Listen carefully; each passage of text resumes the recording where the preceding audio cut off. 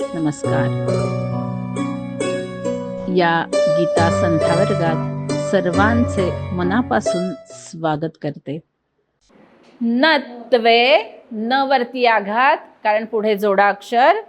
नत्वे वा, ह च्या अनुस्वाराच्या पुढे ज आलाय. ज हा च वर्गात येतो म्हणून च, छ, ज, झ, ञ हे अनुनासिक. नत्वे वा हय.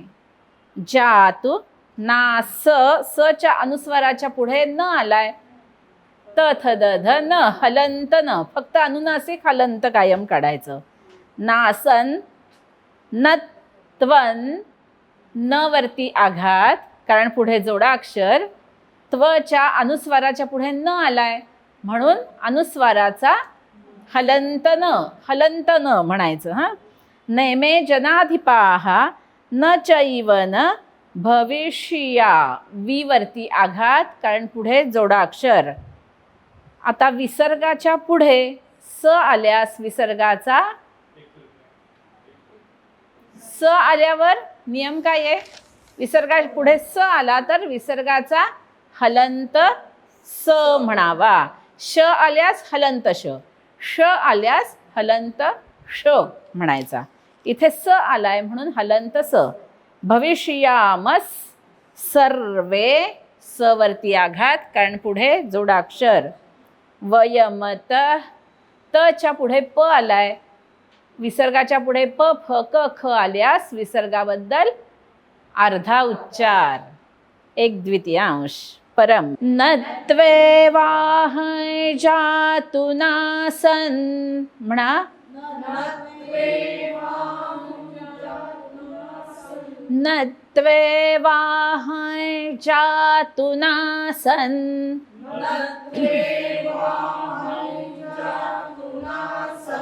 नत्वे वाहय जातु नासन.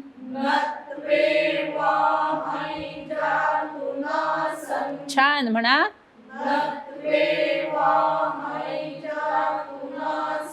छान.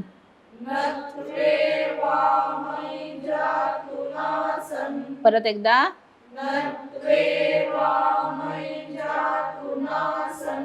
नत्वन्ने मे जनाधिपाहा.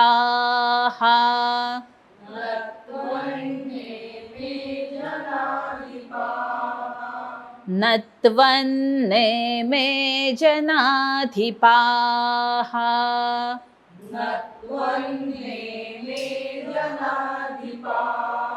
म्हणा.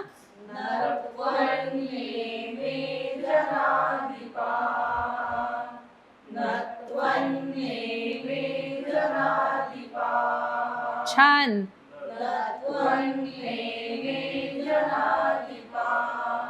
सोपे ओळ म्हणाल पूर्ण. 1, 2, 3.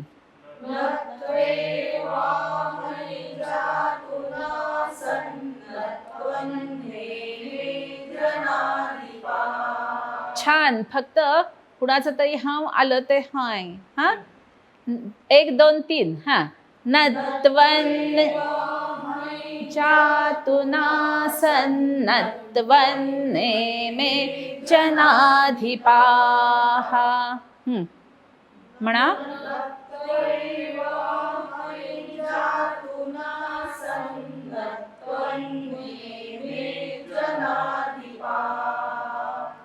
नत्वे वाहय जातु नासन.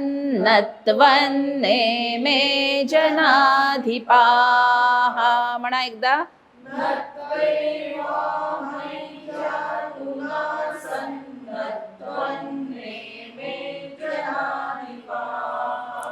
न चैव न भविष्यामस्. बघा हा, श पोटफोड्या दिसल्या पाहिजे, तो अर्धाचे आणि य ही दिसला पाहिजे. भविष्या म्हटलं की श ला श आला. भविष्यामस, वी वरती आघात आहे, त्याचा अर्धा श षटकोनाचा म्हणून घ्यायचा. बघा हा, न चैव न भविष्यामस. म्हणा. छान. न चैव न भविष्यामस् म्हणा हा छान म्हणा सर्वे वयमतः परम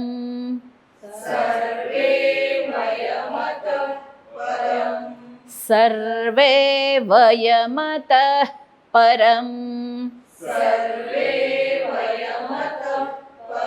छान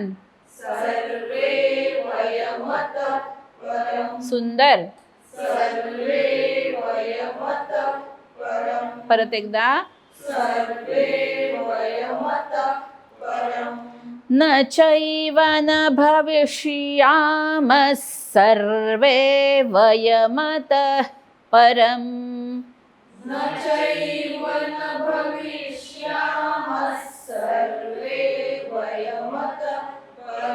बघा य दाखवणं खूप सोपं आहे.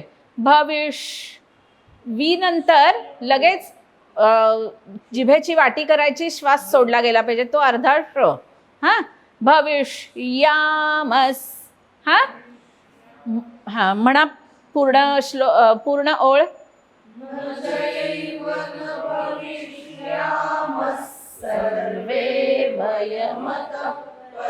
छान म्हणा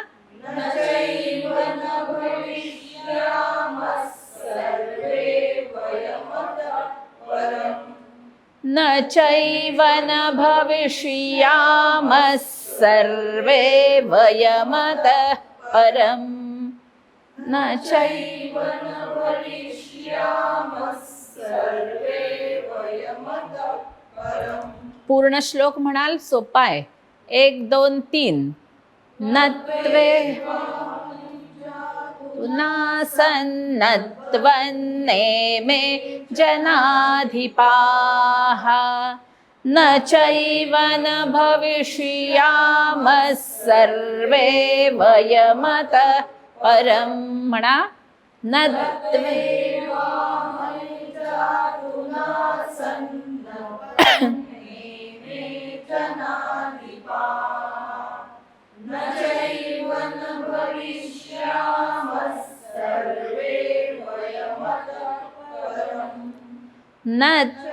नत्वेवाहं जातु नासन्नत्वन्नेमे जनाधिपाः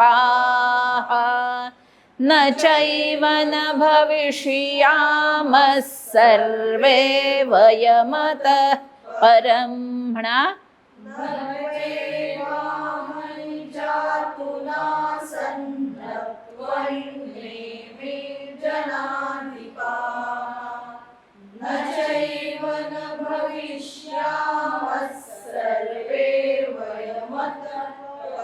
छान परत एकदा